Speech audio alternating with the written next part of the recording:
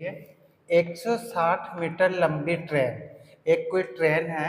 इस ट्रेन की लंबाई है 160 मीटर, ठीक है, 160 मीटर।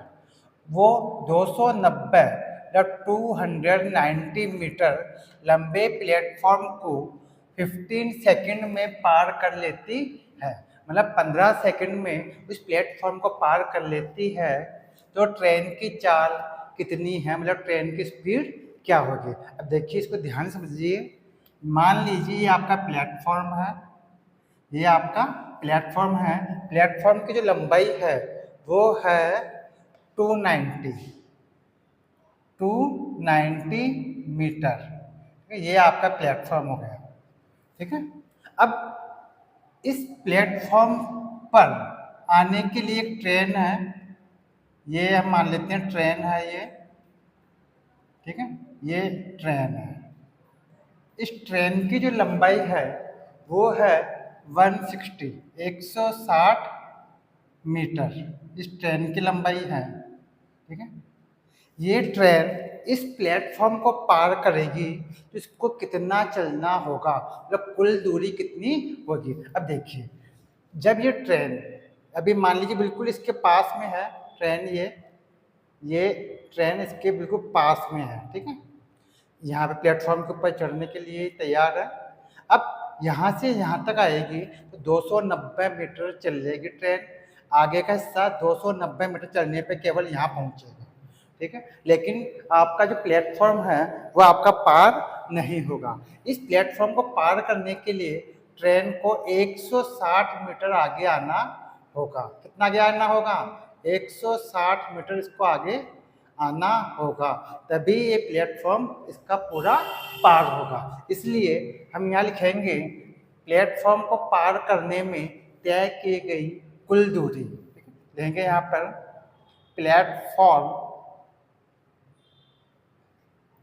को पार करने में, ठीक है, तय की गई तय दूरी।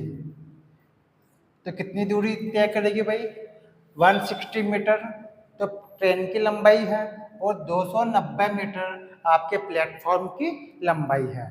तो 290 प्लस 160, इन दोनों को हम ऐड करेंगे तो यह हो जाएगा 0 और 965 जगह 450 मीटर। मतलब प्लेटफॉर्म कब पार होगा?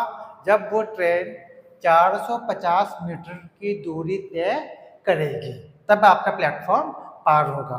केवल 290 मीटर चलने पर तो केवल ट्रेन का आगे का हिस्सा इस प्लेटफॉर्म के इस दूसरे छोर तक पहुंचेगा।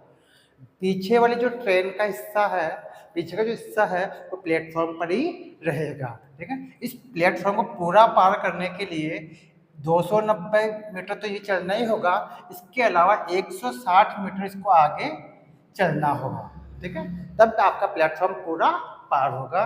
तो वास्तविक जो दूरी है वो हो गई 450 मीटर। अब आपको समय दिया हुआ है, समय कितना दिया हुआ है भैया आपको?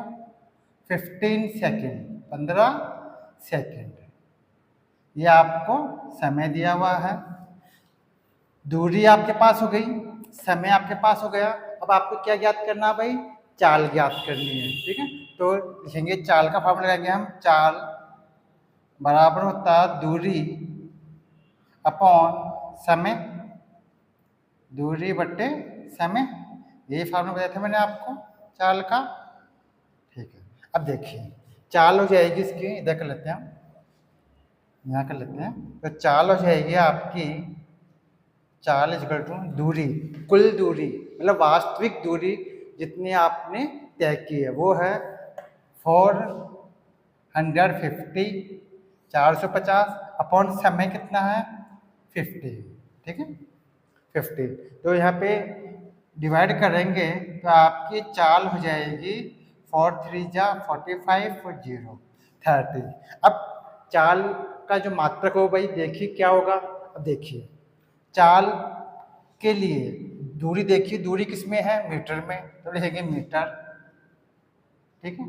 अब समय किस में है भाई आपका? सेकंड में, लेंगे सेकंड।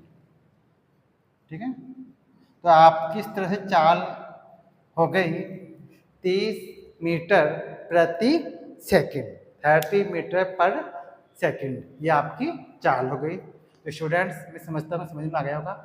नेक्स्ट क्लास में फिर मिलेंगे इसी टॉपिक को आगे बढ़ाते हुए। तब तक नमस्कार।